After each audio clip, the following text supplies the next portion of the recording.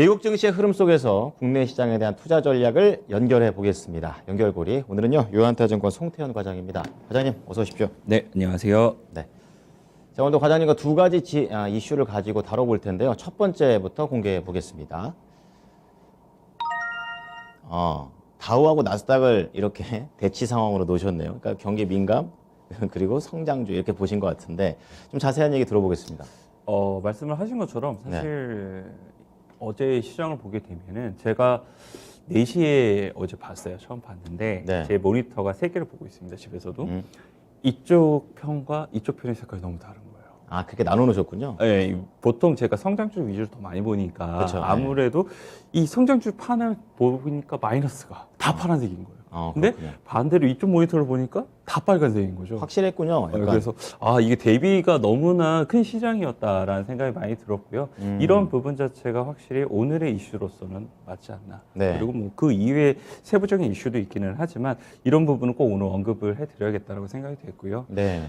일단은 미국 10년 국채 금리를 좀 보셔야 될 것 같은데 많이 올랐더라고요. 1.67까지 올라왔어요. 하지만 이걸로서는 해석이 좀 불가능한 게 그렇군요. 오늘 올라온 건 3.6 한 3bp 정도가 올라왔는데 전일 12bp가 올라왔거든요. 엄청 셌었죠. 예, 근데 네. 전일 나스닥은 강하고 오늘 약해져요. 그러니까 뭔가 공통적이지가 않아요. 이게 변수가 안 돼요. 100% 이제 해석을 할 수가 없다는 거기는 하지만 그렇죠. 그래도 계속적으로 금리가 올라오고 있다는 거는 무언가 이슈가 없을 때는 확실히 성장주 내지는 기술주의 차익을 불러일으킬 수 있다. 이 정도로서 보시는 것이 더욱더 맞지 그런 심리군요. 않을까라고 생각을 해볼 수 있는 것 같습니다. 네. 그리고 이제 금리가 올라오게 되면 당연히 올라와야 되는 섹터가 있겠죠. 네. 아무래도 이제 금융주들 같은 경우에는 거긴 호재니까. 뭐 강할 수밖에 없는 부분이었다라고 보시면 될 것 같고요. 네. JP모건 같은 경우에 한 3.7% 세죠. 그리고 뱅크 오브 아메리카가 4% 그리고 골드만삭스도 한 3% 정도 상승이 나오게 되면서 네. 전반적으로 한 3%권역에서 많은 부분 움직였다라고 보시면 될 것 같고요. 예. 또 한 가지 이제 봐야 될 섹터가 있습니다. 바로 에너지 섹터인데요. 유가 오펙 플러스 뭐 얘기가 또 나왔죠. 예, 맞습니다. 네. WTI가 이제 계속적으로 요즘 상승이 나오는 흐름을 보이고 있는데요. 오펙 플러스가 말씀을 하신 것처럼 이 증산 관련돼서 기존 40만 배럴 그대로 유지하기로 했어요. 줄이진 않네요. 네, 이게 계속 이야기가 나왔던 것이 네. 오미크론 여파 때문에 수요가 문제가 생겨서 줄이는 거 아니냐. 근데 오펙 라고 플러스 이야기했었어요. 입장에서는 네. 그 부분에 문제가 아니다라고 보는 거잖아요. 그렇죠. 네. 그게 이제 그렇게 되면 경기 민감주들에 대해서 더욱더 좋아질 수 있다. 그렇죠. 이러한 이제 해석이 될 수가 있는 거죠. 네. 그렇게 되다 보니까 에너지 관련된 종목들도 이제 엑스모빌 같은 경우에 한 3% 큰 종목이. 넘게 이제 상승이 나오게 되고요. 네. 그 외에도 이제 보게 되면은 쉐브론 같은 경우에 1.8% 그리고 이오지 리소스가 4.6% 등 한 3에서 4% 정도가 셌네요. 내리다 올랐다라고 보시면 될 것 같습니다. 그렇군요. 그 외에도 이제 경기 민감주로 대표적으로 말씀을 드릴 수 있는 게 기계 업종이 될 수가 있을 텐데. 거기도 강했었어요. 네, 캐터필러라든지 아니면 디어엔이라든지 보잉 같은 경우에도 캐터필러랑 디어엔이 한 5, 6% 네. 그리고 이 보잉이 한 3% 가까이 상승이 나오게 되면서 기계업종 전반적으로도 좋았다라고 보시면 될 것 같고요. 이것도 경기 회복입니까? 아무래도 경기 회복까지는 모르겠지만 네. 경기가 그래도 계속적으로 생각했던 것보다 나쁘지 않다. 다시 그렇군요. 확장이 될 수 아하. 있다라고 요 정도로서 생각을 하는 것 같아요. 그 정도 수준. 예, 그렇기 때문에 바닥에서 이렇게 턴이 될 수 있는 이런 부분이 있었다라고 저는 생각을 하고 있고요. 네.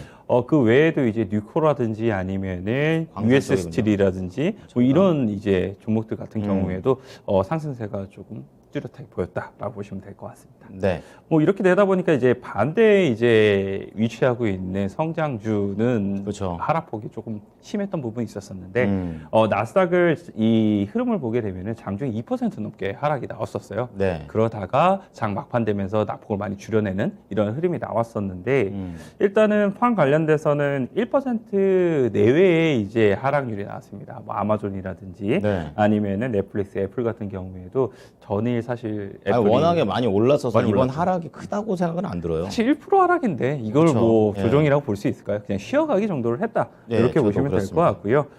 그리고 필라델피아 반도체 지수가 사실 1% 넘게 이제 하락을 하게 되면서 네. 그 중에서도 계속적으로 이끌어왔었던 AMD라든지 아니면 엔비디아 같은 경우에 비메모리.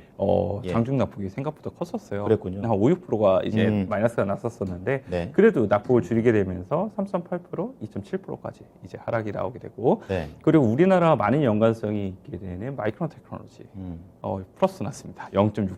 웨스턴 디지털도 또 올라갔다고 그렇죠. 그러더라고요. 네, 웨스턴 디지털도 2.5% 정도가 나왔는데 네. 역시 말씀을 하신 것처럼 삼성전자가 중국 시안 공장의 이 낸드 플래시 관련돼서 생산에 대한 부분을 조정을 하겠다. 그러니까 줄인다는 얘기죠. 라고 이야기를 하다 보니까 네. 관련돼서 이슈가 있는 종목들은 성장주임에도 불구하고 뭐 차익에 불구하고 계속 상승이 나왔다. 변수는 이슈군요. 이렇게 좀 보시면 될 것 같습니다. 네네. 그 외에 이제 전기차 관련돼서도 보시게 되면은 테슬라가 사실 그저께 보게 되면 엄청나게 크게 상승했잖아요. 두 자릿대 상승률 보였어요. 네.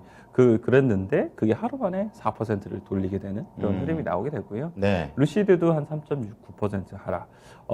이제 그리고 메타버스 관련돼서는 조금 더 많이 빠지게 됩니다. 특히 그런가요? 이런 소프트웨어라든지 네. 뭐 플랫폼 업체들 뭐 이런 게 조금 더 많이 빠졌는데 메타포트가 7% 정도 하락을 하게 되고요.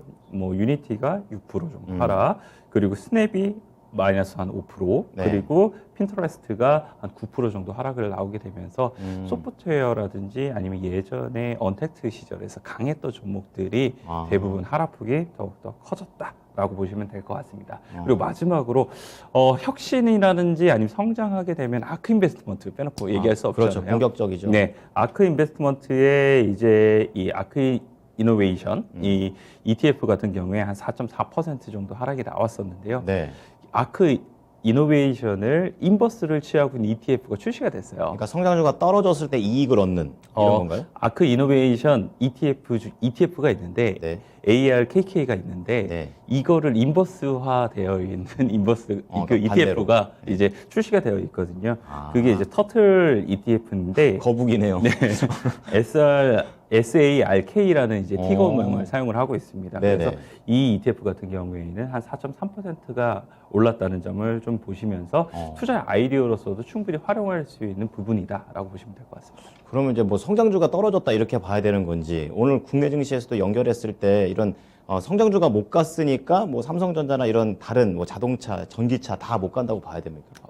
그렇게 보기에는 조금 어려운 게 이미 전일 시장에 국내는 이미 반영이 일부 된 것 같아요. 아, 그렇군요. LG노텍이라든지 아니면은 이제 NFT 혹은 엔터라든지 뭐 메타버스라든지 이런 종목들의 낙폭이 많이 커졌었었는데 아, 그렇군요. 그게 먼저 선반영이 일부 된 것이 아닌가라고 생각을 해볼 수가 있는 것 같고요. 네. 만약 오늘 한 번 더 이제 하락이 나오게 됐을 경우에는 과한 충분히 이제 이 한번 매수로서 접근 가능할 만하다. 왜냐하면 나스닥 같은 경우에도 계속 하락폭이 커진 것이 아니라 그렇죠. 나중에 이제 줄어드는 모습을 보였었잖아요. 아, 그런 전체 점을 흐름은? 생각을 했을 때는 이쪽으로 헤게모니 자체가 아예 넘어갔다라고 생각을 하시기보다는 일시적이다. 계속적으로 왔다 갔다 하는 흐름이 나올 가능성이 있다. 그러면 그렇게 봐야 국내에서도 되는군요. 그런 흐름이 충분히 이루어질 가능성이 있다라고 보시면 될 것 같고요. 네. 그리고 이제 이 바닥권에서부터 올라오는 뭐 이어질 수 있는 국내 네. 종목을 보게 되면 S-오일 같은 경우에도 이제 정유주. 유가에 대한 부분 예. 이런 부분을 생각해 봤을 때 정제 마진이 1불 때까지 좀 떨어졌었는데 네. 다시 회복이 되게 되면서 지금 한 6불 이상으로 올라왔대요. 그렇군요. 그래서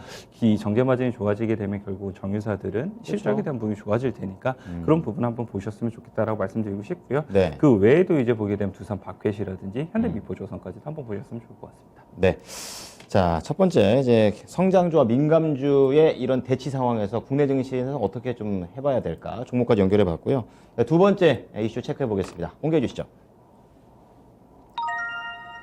이 포드 강하더라고요. 11%인가 이렇게 올라갔던데 이제 국내에서는 사실 이 픽업 트럭은 그렇게 좀 뭐랄까 좀 낯설어요. 하지만 이런 생산과 관련해서 두 배를 올린다라는 그런 내용입니다. 이제 다시 한번 자동차가 날개를 펴는 겁니까? 국내 자동차는 네. 사실 조금 논외에 있는 부분이 있기 때문에 그래요? 그거를 나중에 좀 말씀을 네네. 드리도록 하고요. 먼저 포드부터 말씀을 드리게 되면은 11% 정도 상승이 나와요. 강했죠. 그리고 이슈 헤드라인에 걸려 있는 것처럼 이 픽업 트럭 관련돼서 생산량 2배로 올리겠다라고 이야기를 하게 되고요. 이 부분이 가장 중요한 점이 뭐냐면은 사실상 얼마 전 테슬라가 인도 대수가 이제 나오게 되잖아요. 4분기 잘 나왔잖아요. 잘 나왔죠. 네. 그 인도 대수의 이 힘이라는 것을 그때 한번 말씀을 드렸던 것 그렇죠. 같은데 네. 그만큼 포드도 거기에 따라갈 수 있는 이제 생산력이라는 이런 부분에 자신감을 있다는 것을 표현을 하게 됐고 그러한 성장성이 주가에 계속적으로 반영이 되고 있다고 저는 생각을 하고 있습니다. 그렇군요. 예전 같은 경우에는 이제 자동차 업체들이 과연 판매가 어느 정도 되고 그 판매량에 따라서 주가가 결정되는 경우가 상당히 많았었는데 네네. 그런 부분의 헤게모니가 이제 없어지고 있다. 그렇죠. 라고 생각을 해보시면 될 것 같고요. 네. 이 포드 같은 경우에 이제 이 짐팔리 CEO 같은 경우에는 이 북미 2위의 전기차 이 제조사가 되는 것을 목표로 하고 있다라고 이야기를 하고 2위요? 그럼 1위는 GM입니까? 테슬라죠. 아, 테슬라. 네. 전기차죠. 예. 테슬라가 있기 때문에 어. 그 이후에 이제 2위가 될 것이다라고 이야기를 하고 있고 그렇군요. 이제 향후 2년간 연간 60만 대의 전기차 생산을 할 수 있는 능력을 갖추게 될 것이다라고 이야기를 하고 있습니다. 연간 60만 되면 기존 그런 목표보다 더 높은 거예요? 목표치는 계속적으로 상향시키고 있는 부분이고요. 아, 예. 그리고 테슬라가 올해 90만 대 팔았잖아요. 그렇죠. 그만큼 테슬라가 대단한 역할을 지금 하고 이거 수치 있다는 보니까 확 것을 드러나네요. 이제 생각을 아. 해보실 수 있는 것 같아요. 예. 그 외에도 이제 보게 되면은 도요타라든지 아니면 GM 관련돼서도 이슈가 나왔어요. 네. 도요타가 GM의 연간 판매량을 있었죠. 이제 제치게 되면서 90년 만에 처음으로 GM이 1위를 놓치게 되거든요. 그러니까 미국에서는 도요타가 1등이라는 거잖아요. 네, 이게 90년 만에 뒤바뀌게 된 건데 대단합니다. 사실 이 뉴스가 나오게 되면 GM이 빠져야 되잖아요. 그러네요. 네, 그럼에도 불구하고 강했거든요. 올랐다는 것은 예. 지금 포커스 자체가 이런 내연기관차의 판매량이라든지 이런 부분에 포커스가 맞춰지기보다는 앞을 보는군요. 이제 이 전기차라든지 아니면 토요타 같은 경우에도 네. 2025년도에 완전 자율주행이라는 그렇죠. 이제 가능해진다라는 이제 보도가 나오게 되거든요. 그런 부분에 더욱더 포커스가 맞춰지게 되면서 거기서 퍼포먼스가 좋게 나올 수 있을 만한 기업들 이런 기업들에 더욱더 시선이 많이 쏠리고 있다. 이렇게 해석을 하시는 게 더 맞지 않을까. 주식 시장은 네, 점점 생각하고 앞으로만 가고 있군요. 네, 확실하게 좀 도요타의 그런 소식 때문에 왜 GM이 안 떨어지지? 이런 생각했는데 확실히 해결이 된 것 같습니다. 자, 그렇다면 이제 추가적으로 좀 내용이 있을까요? 아니면 종목으로 연결해 볼까요? 종목으로 이제 연결하셔야죠. 그럼 현대차, 뭐 기아 이런 쪽도 그럼 같이 볼 수 있는 겁니까? 아니면 부품으로 봐야 됩니까? 현대차 같은 경우에는 사실 요즘 전기차라든지 네. 아니면 수소차 같은 경우에 그렇게 좋은 뉴스 보도가 나오지 못하고 있어요. 잠잠하다 정도죠. 악재는 없다 이거 같은데. 잠잠하다는 결국은 좋은 퍼포먼스를 못 하고 있다는 거를 방증하는 거기 때문에 그럴 수 있죠. 그만큼 네. 이제 차량용 이 반도체 공급 부족 현상에 있어서 우위를 점하지 못했다는 것을 의미를 할 수가 있을 테고 그렇군요. 그런 부분이 지금 주가를 계속적으로 횡보를 하게 만들고 있는 것이 아닌가라고 저는 그러게요. 생각을 하고 있습니다. 네네. 그리고 12월 판매에 대한 부분을 보게 된다 하더라도 미국 쪽에서 그닥 좋지 못했어요. 그랬군요. 뭐 그런 부분도 역시나 악영향을 좀 미쳤던 부분이다라고 보시면 될 것 같고요. 네. 단 이제 이 자율주행 관련돼서도 현대도 액티브를 가지고 있고 그렇죠. 그다음에 국내에서 현대 오토에버를 가지고 있거든요. 그래서 이 업체들이 어제 액티브 같은 경우 4% 정도가 올랐었는데 네. 현대 오토에버도 여기 관련돼서 충분히 이 확장해서 생각을 해볼 수 있는 그렇겠네요. 부분이다라고 말씀을 드릴 수가 있을 것 같고 마지막으로 이제 포드가 많이 올랐잖아요. 네. 결국 포드가 잘 나가게 되면 포드에 2차 전지를 납품을 하고 있는 그렇죠. SK 이노베이션을 생각을 하셔야만 한다. 네. 여기까지 말씀드리도록 하겠습니다. SK 이노베이션은 정유도 오르고 있고 또 포드도 잘 나가니까 오늘 또 퍼포먼스 기대해 보겠습니다. 오늘 말씀 감사합니다. 네, 감사합니다. 네, 지금까지 유한타증권 송태영 과장과 함께한 연결고리였습니다.